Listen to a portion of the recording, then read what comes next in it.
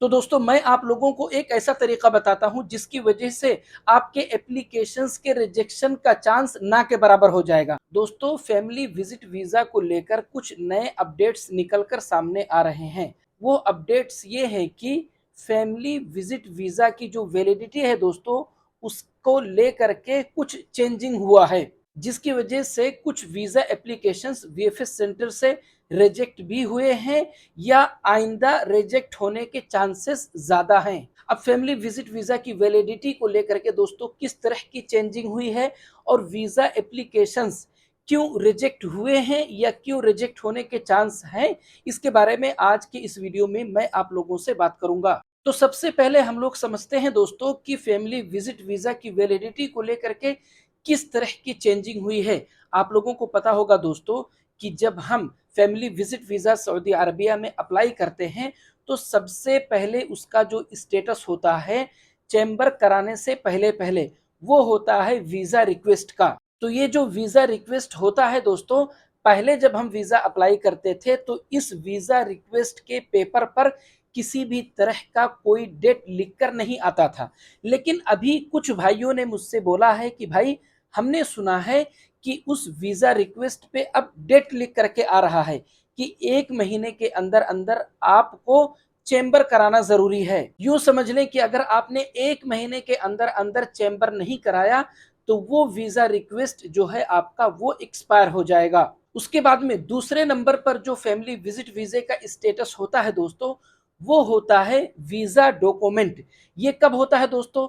Chamber कराने के बाद में जब वीजा अप्रूव हो जाता है गवर्नमेंट की तरफ से, तब ये स्टेटस चेंज होता है, जिसको हम और आप वीजा इनविटेशन लेटर के नाम से भी जानते हैं। अब कुछ भाइयों का ये सवाल है कि भाई हमने सुना है कि ये जो वीजा डॉक्यूमेंट जो होता है इसको लेकर के भी ये अपडेट सामने आ रहे हैं कि इसकी भी वैलिडिटी होती है 1 महीने की। 1 महीने के अंदर अंदर आपको वीएफएस सेंटर का अपॉइंटमेंट बुक करके अपने डॉक्यूमेंट्स को वीएफएस सेंटर में सबमिट करना होगा। अगर 1 महीने के अंदर आपने अपॉइंटमेंट बुक करके सबमिट नहीं किया अपने डॉक्यूमेंट्स को वीएफएस सेंटर के अंदर, तो ये जो वीजा डॉक्यूमेंट है मतलब वीजा इनविटेशन लेटर है ये एक्सपायर हो जाएगा। जबकि हकीकत में अगर देखा जाए दोस्तों तो पहले इसी वीजा डॉक्यूमेंट की वैलिडिटी होती थी 3 महीना दोस्तों। हालांकि कुछ भाइयों के अपडेट्स ऐसे भी थे कि 3 महीने के बाद भी उन लोगों ने इसी वीजा डॉक्यूमेंट को वीएफएस सेंटर में सबमिट किया था और वीएफएस सेंटर वालों ने एक्सेप्ट भी कर लिया था। अब अगर हम बात करें दोस्तों कि ये जो दोनों स्टेटस है, एक वीजा रिक्वेस्ट और दूसरा वीजा डॉक्यूमेंट, क्या सच में इन दोनों की वैलिडिटी अब एक एक महीने की हो गई है? क्या सच में वीजा कॉपी पे लिख कर आता है कि 1 महीने की वैलिडिटी है? तो दोस्तों इसके बारे में मेरे पास में अभी तक कंफर्म किसी तरह का कोई अपडेट नहीं है। जबकि मेरे पास में दोस्तों दो वीजा इनविटेशन लेटर है, एक तो अक्टूबर के महीने का और दूसरा वीजा इनविटेशन लेटर मेरे पास में पिछले महीने का है, मतलब सितंबर का है। लेकिन दोस्तों दोनों वीजा इनविटेशन लेटर में किसी तरह की कोई भी वैलिडिटी नहीं लिखी हुई है उसमें। ये जो वीजा इनविटेशन लेटर है ये सितंबर का है, मतलब पिछले महीने का है, और ये मेरी फैमिली में से ही किसी ने अप्लाई किया था। इसमें भी किसी तरह की कोई भी वैलिडिटी नहीं लिखी हुई है। और दूसरा वीजा इनविटेशन लेटर दोस्तों आप लोग देख सकते हैं, ये अक्टूबर के ही महीने का है, अक्टूबर के महीने का 13 तारीख का है। इसमें भी किसी तरह की कोई वैलिडिटी नहीं लिखी है। अब सवाल ये पैदा होता है दोस्तों कि क्या ये जो नया अपडेट है वैलिडिटी को लेकर के कि वीजा रिक्वेस्ट की 1 महीने की वैलिडिटी और वीजा डॉक्यूमेंट की 1 महीने की वैलिडिटी, क्या ये न्यूज गलत है? तो दोस्तों इसके बारे में मैं कुछ नहीं बोलूंगा, क्योंकि जिनके बारे में मेरे सब्सक्राइबर ने बताया है कि जहां से उन्होंने सुना है, मतलब जिस यूट्यूबर से उन्होंने सुना है, उस यूट्यूबर के बारे में अगर मैं बात करूं दोस्तों तो उस यूट्यूबर की जो न्यूज होती है, जो अपडेट होता है, मेरे नॉलेज में जहां तक है वो फेक अपडेट नहीं देते हैं। तो इसलिए इस अपडेट को मैं गलत नहीं बोल रहा हूं। हो सकता है कि किसी किसी वीजा इनविटेशन लेटर या वीजा रिक्वेस्ट पे वैलिडिटी लिखकर आ रही हो और किसी पर नहीं आ रही हो, या ऐसा भी हो सकता है दोस्तों कि जिस टाइम का मेरे पास में वीजा इनविटेशन लेटर है उस टाइम तक वीजा रिक्वेस्ट या वीजा डॉक्यूमेंट पे वैलिडिटी लिखकर नहीं आती थी।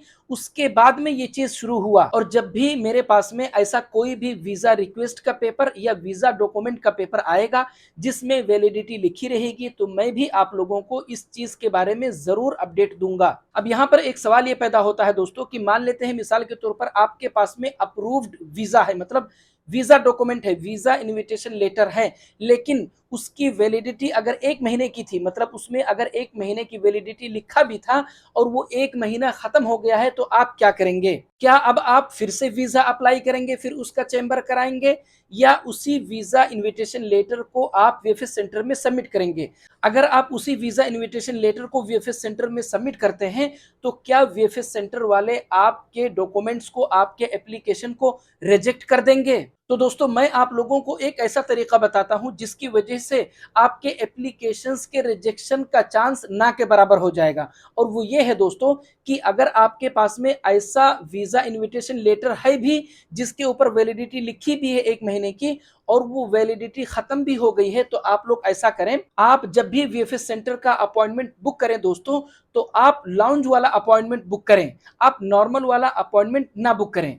अब ये बात मैं आप लोगों को इसलिए बोल रहा हूं दोस्तों कि वीएफएस सेंटर में बहुत सारे ऐसे एप्लीकेशंस हैं जिनको किसी ना किसी रीजन से वीएफएस सेंटर वाले रिजेक्ट करते हैं, कैंसिल करते हैं, लेकिन अगर आप लाउंज वाला अपॉइंटमेंट बुक करते हैं तो वो लोग उस रिजेक्ट किए हुए एप्लीकेशन को भी एक्सेप्ट कर लेते हैं। इसका चांस काफी ज्यादा होता है दोस्तों। कहने का मतलब ये है दोस्तों, कोई बहुत बड़ा इशू नहीं है, छोटी मोटी ही बात है। तो नॉर्मल वाले में तो वो लोग रिजेक्ट कर देंगे, लेकिन अगर लाउंज वाला अपॉइंटमेंट आपने बुक किया है तो वहां पर वो लोग आपके एप्लीकेशन को एक्सेप्ट कर लेंगे।